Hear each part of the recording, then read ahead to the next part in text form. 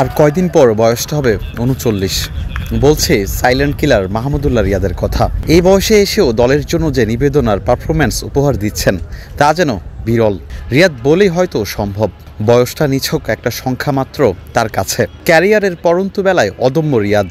Finisher Riyad জানেন কিভাবে bat উঁচু রেখেই রান করতে হয়। নিজের ক্যারিয়ারের পুরো অভিজ্ঞতা কাজে লাগিয়ে শেষ ৪ ওডিআই ইনিংসে ৪টি 50 ইনিংস।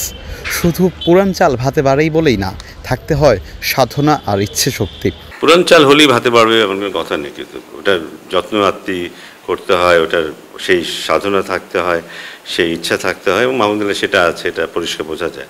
এতদিন ধরেও খেলছে এবং এখনও তার ওই ক্ষুধাটা আছে। আমরা ২-৩টে ম্যাচে দেখেছি দলের খারাপ অবস্থা একটু ধরে খেলা, তারপর সময় মতো এগ্রেসিভ ইন্টেন্ট নিয়ে খেলা, এবং গত ম্যাচে দুর্দান্ত একটা ইনিংস খেলেছে। হ্যাঁ, একটা দারুণ একটা ইনিংস খেলেছে গত ম্যাচে। সো আশা করবো যে এটা কন্টিনিউ করবে। ওর তো আর অনেকদিন বাকি নেই, যতদিন থাকবে এভাবে খেলবে, মাথা উঁচু করে খেলবে এবং জাতীয় দলের জন্য কন্ট্রিবিউট করে যাবে।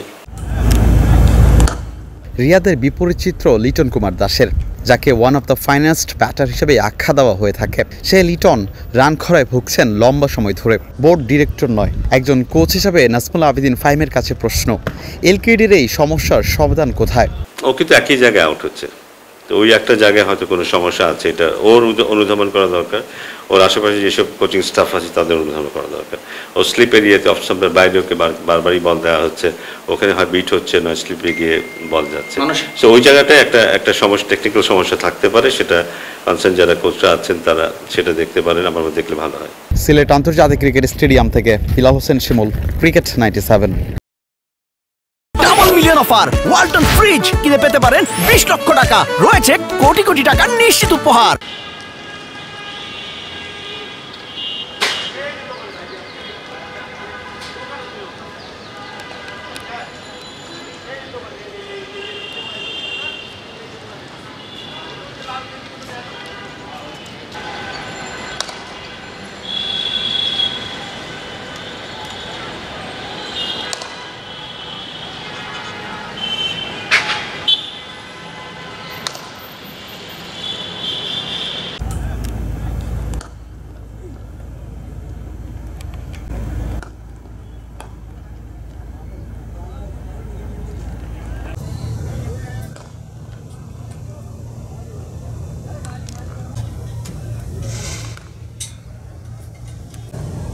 মেমোরি দেন আমার।